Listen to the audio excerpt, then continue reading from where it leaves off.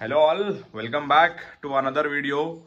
And ఈరోజు topic Andhra cricketer and captain of Andhra cricket team Hanuma Vihari versus Andhra cricket association. So ఇది చాలా next లెవెల్కి వెళ్ళిపోయింది వీళ్ళ ఆర్గ్యుమెంట్. సో అసలు ఏం జరిగింది అండ్ దీనికి ఆంధ్ర క్రికెట్ అసోసియేషన్ ఎలా రిప్లై ఇచ్చింది అండ్ ఇవన్నీ కూడా ఈ వీడియోలో తెలుసుకుందాము. బికాజ్ మన తెలుగు స్టేట్స్ నుంచి ఉన్న ప్లేయర్సే చాలా తక్కువ. ఇండియన్ టీమ్కి పట్టుమని 10 మంది కూడా రిప్రజెంట్ చేయలే ప్రాపర్గా. అండ్ ఇవన్నీ పాలిటిక్స్ అండ్ ఇవన్నీ కూడా చాలామంది మంచి మంచి క్రికెట్ని క్విట్ చేసేలా అండ్ రంజీ ట్రోఫీ కంటే ముందు నేషనల్స్ కూడా తీసుకుపోవట్లేదు. అండ్ ఇలా చూసుకుంటే చాలా తక్కువ మంది ఇండియన్ ప్రీమియర్ లీగ్ లాంటి ప్రెస్టీజియస్ వరల్డ్ క్లాస్ టోర్నమెంట్స్లో చాలా ఫ్యూ తెలుగు ప్లేయర్స్ ఉన్నారు from both Telugu states. So ఈరోజు ఈ వీడియోలో ఇవన్నీ తెలుసుకుందాము. So what happened with Vihari అనేది. సో మీరు నా వీడియోని ఫస్ట్ టైం వాచ్ చేస్తున్నట్టయితే వీడియో నచ్చితే లైక్ చేయండి అండ్ మీకు ఇన్ఫర్మేటివ్ అనిపిస్తే షేర్ చేయండి. అలాగే ఛానల్ని మాత్రం సబ్స్క్రైబ్ చేసుకోండి. అలాగే పక్కన ఉన్న బెల్ ఐకాన్ క్లిక్ చేయండి సో దట్ మీకు అప్డేట్స్ ఆన్ టైం వచ్చేస్తాయి.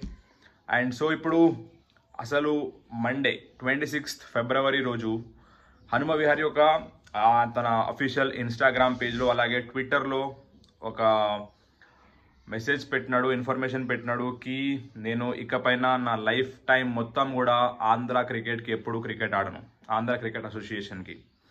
సో దీని తర్వాత దీనికి రీజన్ కూడా తనని బలవంతంగా క్యాప్టెన్సీ నుంచి రిజైన్ చేయించారని చెప్పి హనుమ విహారీ అయితే చెప్పినాడు. సో దీనికి అగెనెస్ట్గా ఒక పర్సన్ పృథ్వీ, ఈ పర్సన్ ఈయన కూడా ఆంధ్ర క్రికెట్ ప్లేయర్. సో వీళ్ళ ఫాదర్ తిరుపతిలో కార్పొరేటర్ అనమాట. సో ఇతను రిప్లై ఇచ్చినాడు, ఇది నా వల్లనే జరిగింది అండ్ నన్ను అందరి ముందట విహారీ చాలా బ్యాడ్గా నన్ను అబ్యూస్ అంటే తిట్టినాడు అని చెప్పినాడు. సో దీని తర్వాత ఆంధ్ర క్రికెట్ ప్లేయర్స్ అందరూ కూడా ఒక లెటర్ రాసినారు ఆంధ్ర క్రికెట్ అసోసియేషన్కి. ఏమని కి విహారీ తప్పేం లేదు, అందరినీ అన్నట్టుగానే నార్మల్ విధంగానే ఎవ్రీ టైం తన భాష అట్లనే ఉంటుంది అని అట్లనే మాట్లాడతాడు. అలా మాట్లాడడం వల్లనే మేమందరం ఇవాళ ఇంత బాగా ఆడుతున్నాము. 7 to 8 times నాకౌట్స్కి తీసుకొచ్చినాడు విహారీ తన క్యాప్టెన్సీలో ఆంధ్ర క్రికెట్ టీంని అని చెప్పి వాళ్ళందరూ కూడా మళ్ళీ విహారీ మా కెప్టెన్ కావాలి అని చెప్పి ప్రతి ఒక్క ప్లేయర్ లెటర్ రాసి ఆంధ్ర క్రికెట్ అసోసియేషన్కి పంపించినారు. సో చాలామంది విహారీ ఇట్లా కామెంట్ చేసిన తర్వాత తను ఒక పోస్ట్ పెట్టిన తర్వాత మేబీ అది ఎవరో తెలియదు మనకి, ఇది పొలిటికల్గా జరిగిందని చెప్పి చాలా వరకు మాట్లాడుకున్నారు. ఈవెన్ దీంట్లో పొలిటికల్ లీడర్స్ కూడా ఇన్వాల్వ్ అయ్యారు. చంద్రబాబు నాయుడు గారు అలాగే పవన్ కళ్యాణ్ గారు కూడా హనుమ విహారీకి మేమున్నాము, ఇంకో 2 months మీరు వెయిట్ చేయండి, మీకు బంగారం లాంటి అవకాశం ఆంధ్ర క్రికెట్ అసోసియేషన్లో మేము ఇస్తాము, బికాజ్ మేము రాబోతున్నాము.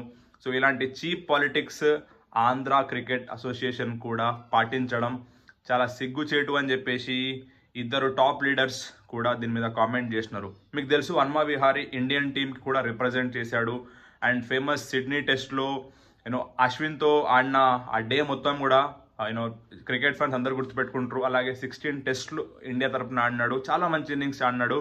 అలాగే ఆంధ్ర క్రికెట్ అసోసియేషన్ తరఫున చాలా ఇయర్స్ నుంచి ఆడుతున్నాడు.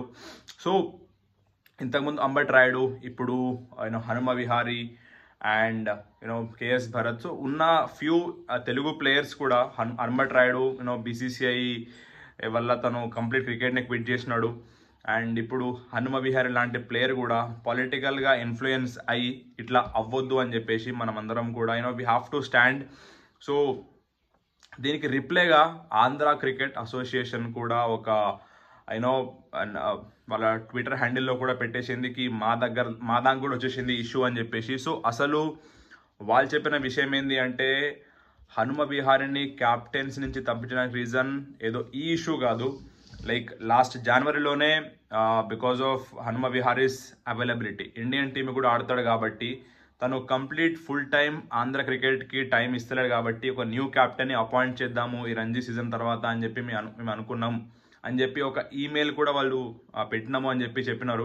సో అందులో రిక్కీ భుయ్ ఆంధ్ర క్రికెట్ ప్లేయర్ని మేము క్యాప్టెన్ చేద్దామని చెప్పి అందుకే క్యాప్టెన్స్ నుంచి మేము తీసేసినాము అని చెప్పి ఆంధ్ర క్రికెట్ అసోసియేషన్ యూనో ఈ ఇష్యూని తీసుకొచ్చింది. అండ్ మా మధ్యలో ఎటువంటి గొడవలు లేవు, మేమంతా బాగానే ఉన్నాం. అండ్ హనుమ విహారీ ఆంధ్రాకే ఆడతాడు అని చెప్పేసి ఆంధ్ర క్రికెట్ అసోసియేషన్ అయితే కన్ఫర్మ్ చేసింది. సో ఫైనల్లీ సింపుల్, పాలిటిక్స్ని క్రికెట్లో తీసుకురావడం ఈజ్ నాట్ గుడ్ సైన్.